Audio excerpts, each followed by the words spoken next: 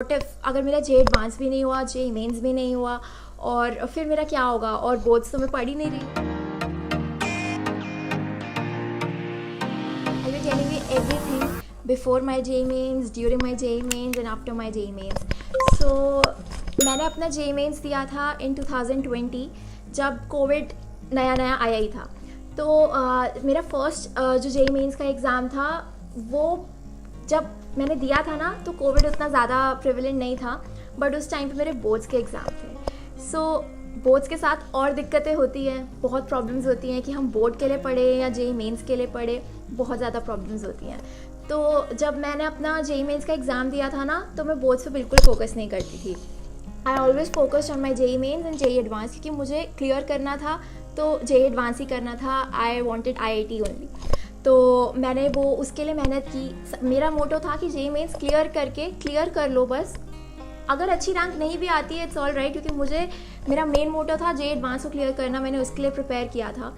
तो वो चीज़ मैंने जब प्रिपेयर की थी ना, तो मुझे कहीं ना कहीं ये भी डर था कि if in case I do not get selected in J Advanced, तो मेरी जे मेंस में भी ऐसी अच्छी रैंक आनी चाहिए जिससे मेरे को एक अच्छा कॉलेज मिल जाए। तो वो टेंशन ऑब्वियसली आपके मन में हमेशा रहती है, मेरे मन में भी रही थी, और मैं उस चीज़ से काफ़ी परेशान थी। और साथ में ये भी था कि यार व्हाट इफ अगर मेरा जे एडवांस भी नहीं हुआ, जे मेंस भी नहीं हुआ, और फिर मेरा क्या होगा, और बोर्ड्स तो मैं पढ़ ही नहीं रही हूँ, तो मेरे बोर्ड्स में भी अच्छे नंबर नहीं आएंगे। तो ये सारी चीज़ें ना सबके दिमाग में घूमती रहती हैं। मुझे सही में लगता है कि आप लोगों के मन में, सबके मन में ये चीज़ें बहुत ज़्यादा कॉमन है। तो मेरे मन में भी थी। फिर जब मैंने अपना जे मेंस दिया, उससे पहले मैंने पॉलीमर्स, बायोमोलिक्यूल्स, ये सारे चैप्टर्स कर लिए थे 1-2 दिन पहले, क्योंकि ये चैप्टर्स ऐसे होते हैं ना, जो 1-2 दिन पहले करोगे तभी आप अच्छे से स्कोर कर पाओगे। उससे ज़्यादा दिन पहले करोगे तो you tend to forget this things.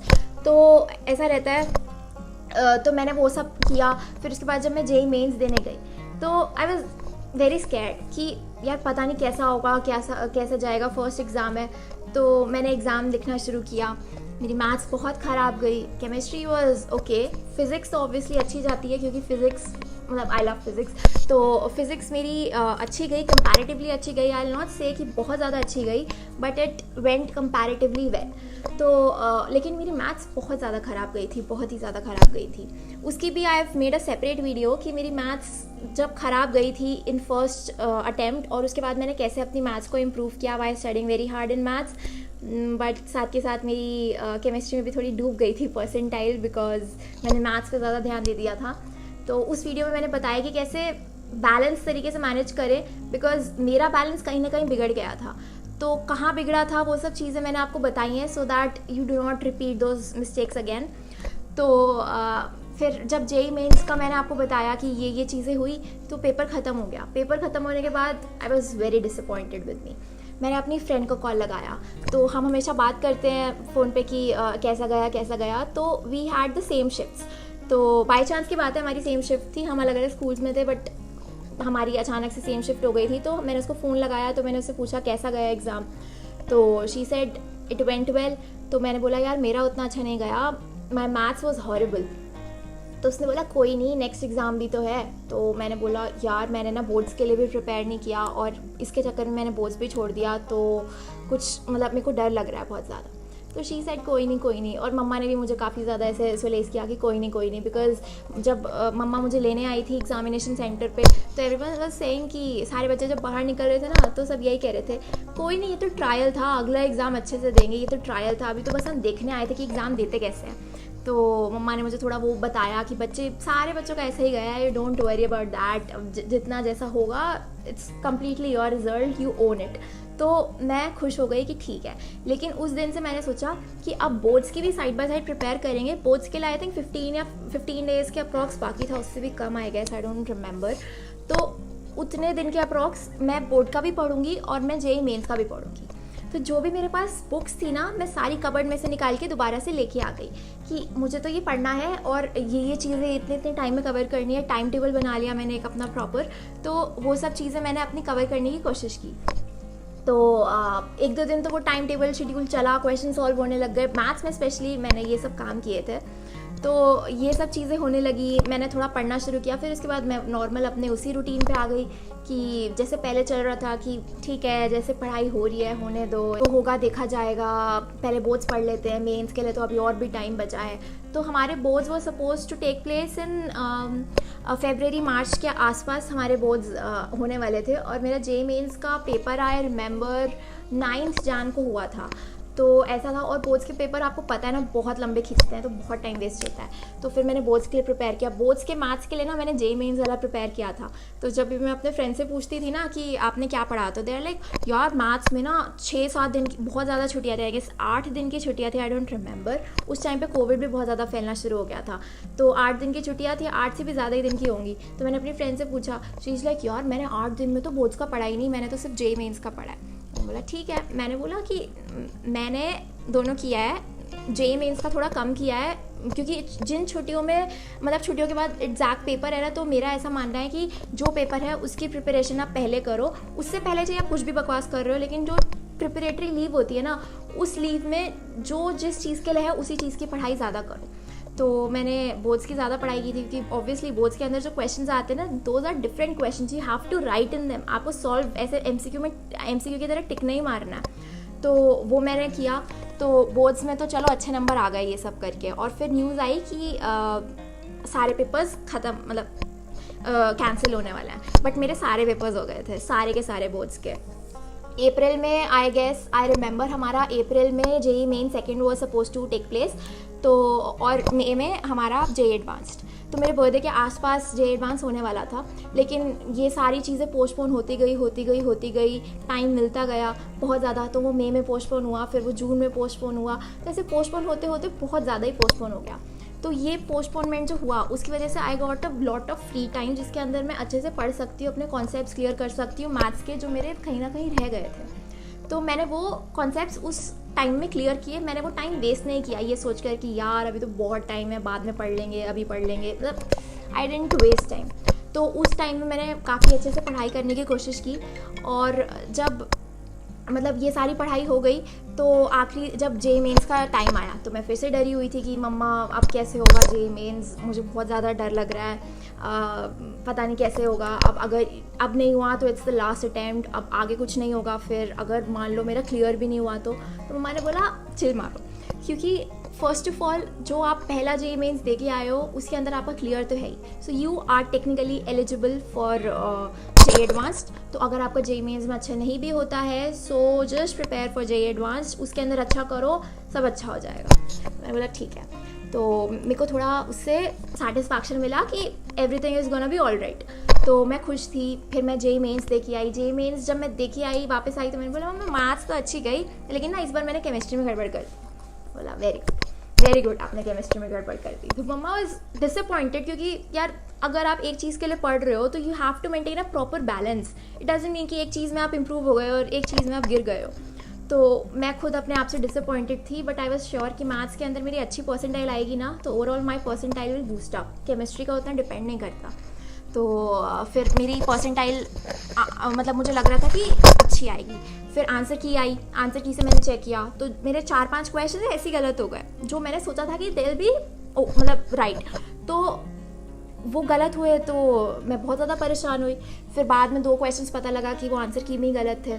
तो मतलब ये जब आप आंसर की चेक करते हो ना, तो बिल्कुल भी डरना नहीं है, क्योंकि ना कभी कभी आंसर की गलत होती है, most of the time answer की गलत होती है। मेरे साथ जे एडवांस के टाइम पे भी हुआ था। मैंने जे एडवांस की एक सेपरेट वीडियो बनाई है जिसके अंदर ऐसे ही मैंने एक्सपीरियंस बताया है। तो उस एक्सपीरियंस के अंदर मैंने अपने पूरी वो आंसर की वाला इलाबोरेट करके बताया कि मेरे साथ क्या हुआ था। बहुत ज़्यादा बुरा हुआ था मेरे साथ उस टाइम पर। तो आंसर की तो मतलब टेंशन लेनी ही नहीं है कभी भी। अगर आपको मैच नहीं कर रहा है इट्स ऑल राइट, छोड़ दो उसे उस टाइम पे, बाद में चेक कर लेना, अभी छोड़ दो।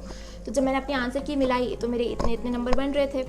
तो जब वो नंबर बने तो मैंने पापा को बताया, मम्मा को बताया, तो फिर उन्होंने पिछले स्टार्ट से मेजर मतलब देखा कि इतनी रैंक आएगी, चलो ठीक है बढ़िया रैंक आ रही है, जे एडवांस में नहीं भी हुआ तो अच्छा कॉलेज मिल जाएगा NITs में। तो उस चीज़ के लिए मम्मी पापा खुश थे।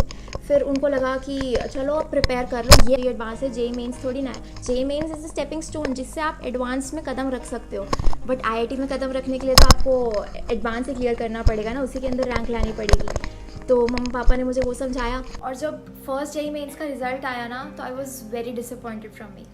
मेरे को ना मतलब उतनी अच्छी परसेंटाइल नहीं आई थी। और मतलब ऐसा था कि आई रिमेंबर मैं अपनी लैब में बैठी थी और टीचर्स आके पूछ रहे थे कि आपका पेपर कैसा गया, बिकॉज आप आंसर की मैच कर लेते हो, आप मतलब रफ आइडिया आपको लग जाता है कि आपका पेपर कैसा गया है and what all percentile and what all marks you are getting, तो वो सब आइडिया आपको लग जाता है। तो टीचर्स आके पूछ रहे थे कि बेटा आपका कितना आया, आपका कितना आया, बिकॉज टीचर्स को भी तो पता लगाना है ना कि उनके बच्चों ने कैसा किया।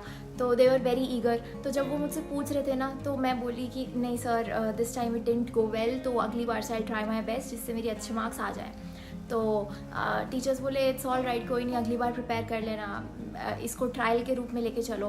तो मैंने बोला येस सर। तो जब असल में रिज़ल्ट आया था ना तो सारे बच्चों के 99 प्लस आ रहे थे, और मतलब मेरी क्लास में अप्रॉक्स 160 नहीं नॉट 43 के करीब बच्चे थे, और उसमें से कम 7 to 8 बच्चों के 99 प्लस आए थे। आई वॉज़ वेरी डिसअपॉइंटेड, मतलब मेरे इतने कम नंबर क्यों आए, मेरे ही क्यों इतने कम परसेंटाइल आई, जब उनकी आ सकती है, मेरे फ्रेंड्स की आ सकती है, सो व्हाई नॉट मी।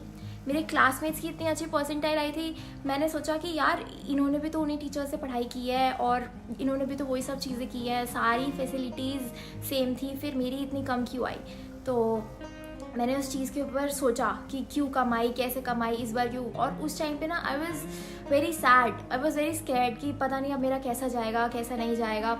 मैं खुद से बहुत ज़्यादा परेशान थी कि अब नहीं हो सकता मेरे से, ये हो जाएगा वो हो जाएगा। तो मैं मतलब मेरे साथ ऐसा ही चल रहा था।